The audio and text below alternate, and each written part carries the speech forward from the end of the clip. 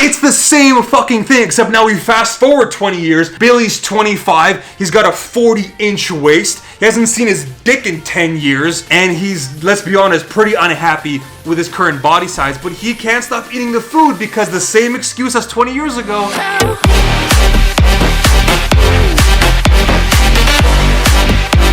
Hey guys, welcome back to my channel. It's VitruvianPhysique. Thank you for stopping by. Today, we got a very creative, very unique idea.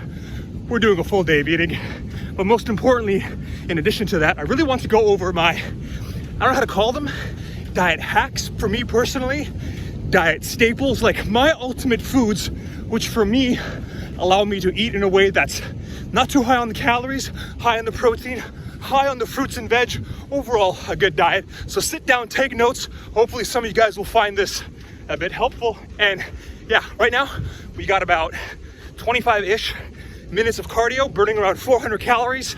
I will throw up the distance and the time once I'm done. And yeah, check in with you guys for my first meal.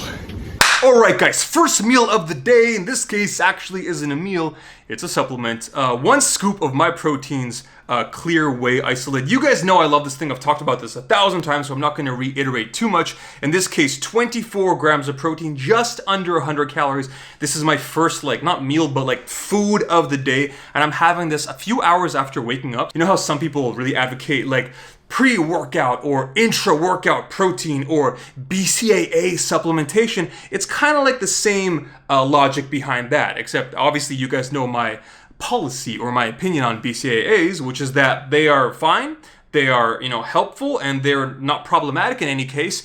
They just don't provide anything better than regular protein supplementation, except for much smaller servings and much more price. So why not just do regular protein? As always, guys, link and discount code in the description box below. Plus, they're doing some like President's Day sale or something right now. I don't know. I mean, I'm Canadian. We don't have that, but like everything is really on sale and cheap as hell. So if you need anything, make sure to check it out. Okay, guys, first big meal of the day. Usually, I'm doing 2 large meals. I will have a large lunch, a large dinner, and then throughout the day I'll have just like random snacks or supplements, as you guys saw in the previous scene. This is just some random Asian food place I found like around my Airbnb. Usually I'm not an advocate of eating out like that much, but I am kind of traveling right now. My kitchen is not that great here in my Airbnb, so I'm usually eating out at least 1 meal every day. This random Asian place I found, it looks kind of boring. It's just like brown chicken and rice, but holy shit, does it actually surprisingly taste very good. And the macros and calories are stupendous.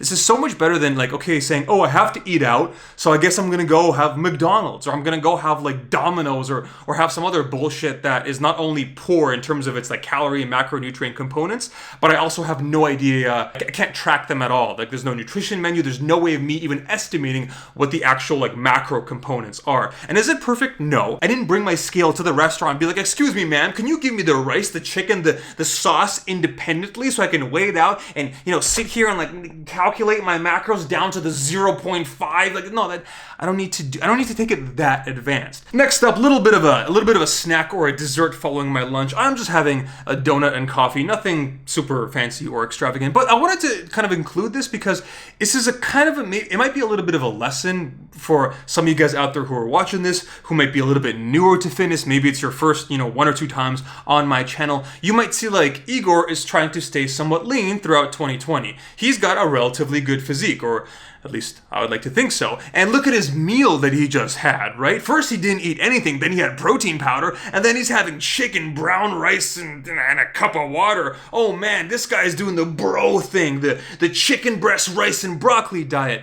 I mean, sometimes, yeah, but at the same time, I don't have to keep that going if I don't want to, as long as, again, it's the whole kind of, if it fits your macros, flexible dieting mentality. And this is a good example of it, because am I allowed to eat junk? Am I allowed to have a donut? Yes, of course, but I'm not going to go to the store in this case and get like 2 donuts, the 400 calorie super fat like caramel Oreo chocolate fat ass omega 3000 donuts. No, I'm not doing that. But at the same time, I'm not avoiding it like it's the plague. Like, you know what? No, bro, can't do that. No sugar, no carbs for me. Bodybuilders, we just live on chicken, tuna, egg whites, and misery. But at the same time, I don't turn fat, and I can keep this going, in this case, my goal, throughout all of 2020, and kind of maintain that ideal, like, 12% body fat that I'm really trying to hold on to throughout all of this year. And so far it's been working pretty well because I can do things like this, because I can enjoy my favorite foods, not take it overboard, but at the same time not light myself on fire every time I want to have 50 calories of chocolate. Really quick little midday snack. There's not really many good places I found around here to get like good sushi. Kinda hard to find that. Like a lot of these places, they don't even have like raw fish. Their sushi will be like canned stuff, like canned tuna. The only places that I've actually been able to find actual raw fish, in this case just regular old salmon avocado, are these places which kind of do like these little hand roll kind of things, which are kind of cool and really hits the spot. And it's only like $3.5 or something. A solid like 150 calories around there. And also, if you guys are wondering, like, yo, Igor, you have no idea how much this is. Actually, I kind of do. One thing that I did one day is I actually came home and I took this thing and I broke it apart into the actual individual components, like the salmon, the avocado, the rice. I don't care about the seaweed because that's like what, like, oh no, 5 calories. And I actually weighed this, I weighed it out piece by piece on a plate. And then I put that into my MyFitnessPal as a recipe. You can kind of like go in there whenever you put in certain foods, you can kind of save like recipes or kind of preset your meals. And I kind of just saved this as like, you know, I think it was like Igor's hand roll. And yeah, so this comes out to around like 140, 150 calories each. A really nice like little midday snack, and it's relatively clean. We're just talking like protein, carbs, and a bit of healthy fats, as opposed to just saying like, fuck it, I'm gonna go get like, I don't know, like a Big Mac or something like that.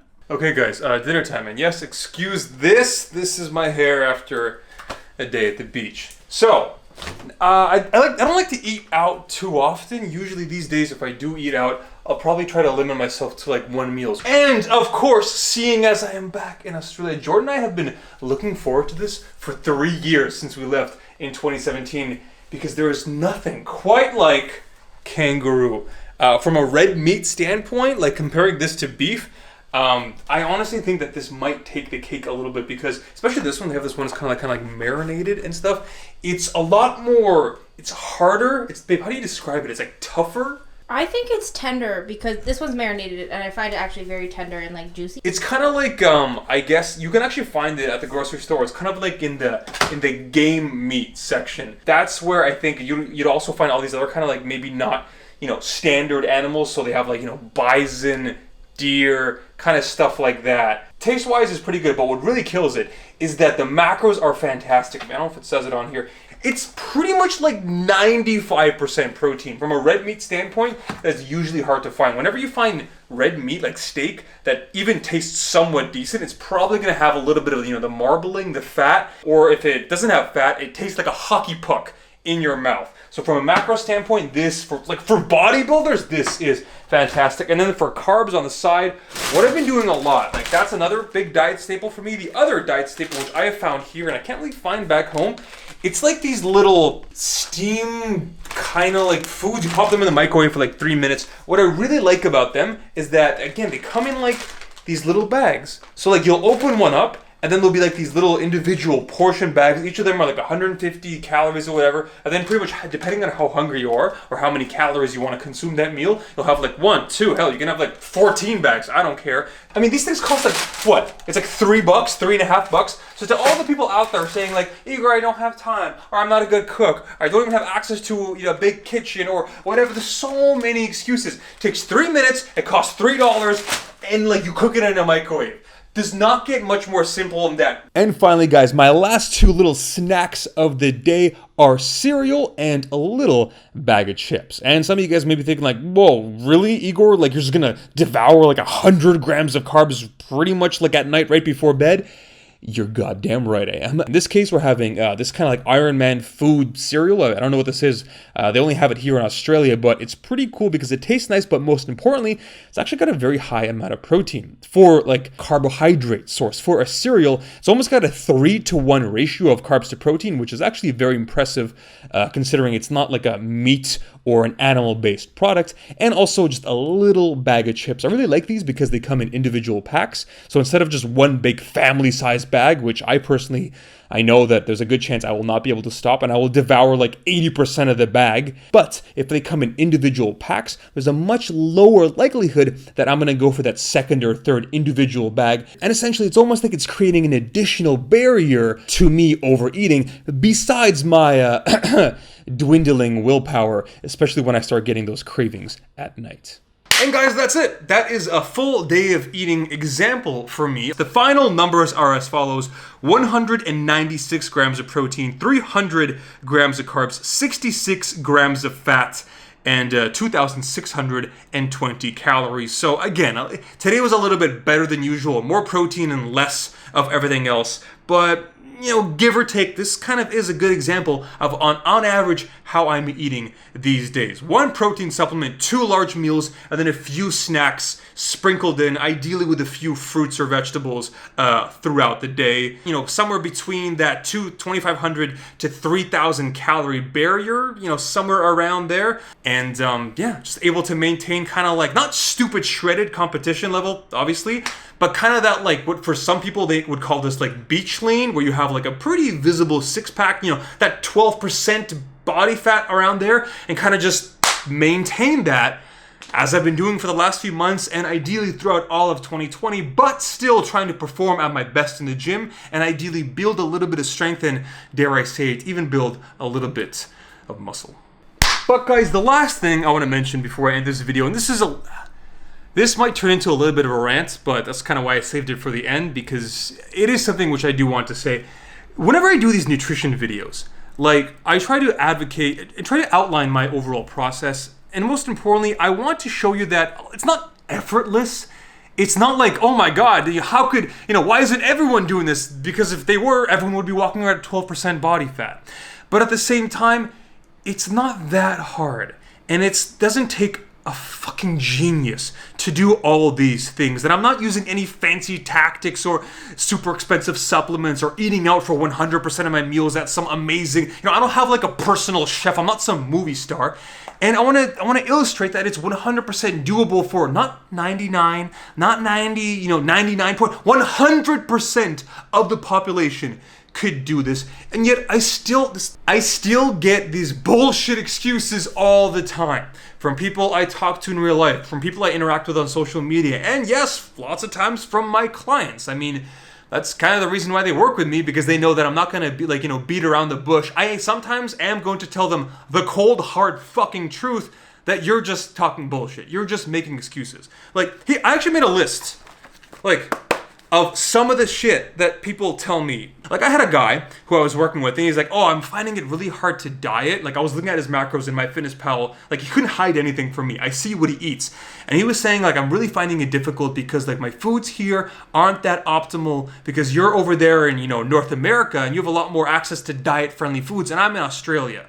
And now I think, bitch, I'm here too. And honestly, I think it's even better. Some of my favorite diet foods, my favorite diet staples, they have here, they don't have back home. No offense, if you were in like another country where it might not be as advanced or developed, yeah, sure, but Australia? Really? Bull fucking shit. I'm gaining water weight. I have like, again, I'm not going to say any names. I'm not trying to light this person on fire or embarrass them. I would never do that, especially to a client. And I said the exact same thing to this individual, but I would have people I would work with, and they like, sometimes I work with individuals who are considerably overweight. We're talking 230, 240, 250 pounds. And sometimes I would like hear this kind of stuff where, oh, I started taking a creatine, and that's why I gained 5 pounds this week. Meanwhile, I have a diet plan which comes out to 2,200 calories, and I gain 5 pounds because it's the creatine. The creatine is making me water loading, or creatine aside, I'm holding water weight. I remember there's this one scene from one of my favorite shows, My 600 Pound Life, where that doctor, who's just such a badass, I love that guy. I think my problem is I'm holding a lot of fluid. I can't hardly pee. Really? And you think that you're not eating and you're gaining I don't want to get malnourished either. Do you look like you're malnourished? Still doing that He doesn't give a shit. 6 seasons in, he doesn't give a fuck anymore. That shit ain't gonna work with me. I can slice right through that, and it's not even that hard because, like, I've heard these excuses 1,000 times, and hell, don't worry, I have been there. I have told these, I know these excuses because I would tell these to myself 1,000 times, especially when I kind of started getting into fitness and nutrition, and I was kind of like, dieting is hard. I like eating, you know, crappy food and a large amount of that crappy food. But eventually, you grow the fuck up and you realize, like, I'm sorry, that's not how your body works. No matter how much you'd like it to be, no matter how much you want to blame your genetics. No, that's not going to work. And you know why? Because I can see it on the scale because you went up 10 pounds in 2 weeks. And guys, the last thing I want to mention before I end this video, because I'm already, you know, hot and bothered enough and I feel like I'm rambling, but this is a harsh but great mentality. And I wanted to bring up this quote that I heard. My girlfriend watches this random, like, beauty fashion blogger. So she, like many people, especially in like the kind of, you know, the fashion and beauty world, kind of try to, you know, lose weight or be a certain size. She was once doing a video and she kind of talked about how she kind of called it that people who can't, like, actually use self-discipline to eat appropriately in terms of the which foods they eat or the quantity of foods they eat, she called it immature. And I'm like, I've never really thought of that. I've heard people calling it difficult or challenging and all these things, but I've never heard someone call it immature. But when you think about it, it's like, and again, I'm sorry, this is gonna come out harsh, but God fucking damn it, it's a good example. Think about the other kinds of people who have issues with food. It's children, right? Like, I have 2 younger siblings. When they were like 7 and 8 years old, I heard everything. I don't want to eat this food. I don't want to eat that food. Or I don't want to eat at all. But suddenly you give me some sugar and suddenly me, gimme. Like, literally, it reminds me of like a child on Halloween, like a 6-year-old. And you tell them, like, Billy, you can't eat all that chocolate. And what are they going to say? But I want it. Why? Because it's yummy. It's the same fucking thing, except now we fast forward 20 years. Billy's 25. He's got a 40-inch waist. He hasn't seen his dick in 10 years.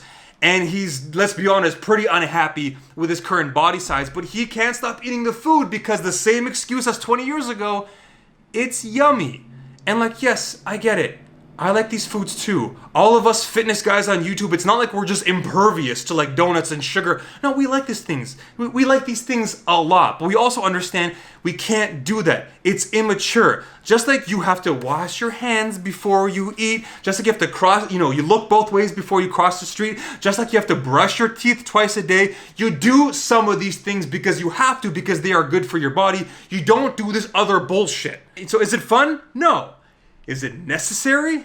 Abso-fucking-lutely. And whenever I hear some of these excuses, the first 1 or 2 times I was like, yeah, I know. But then the 3rd, 4th, 5th, every excuse afterwards, you gotta kind of cut that shit out. Otherwise, you're not gonna make any changes, and that body fat, it ain't going nowhere.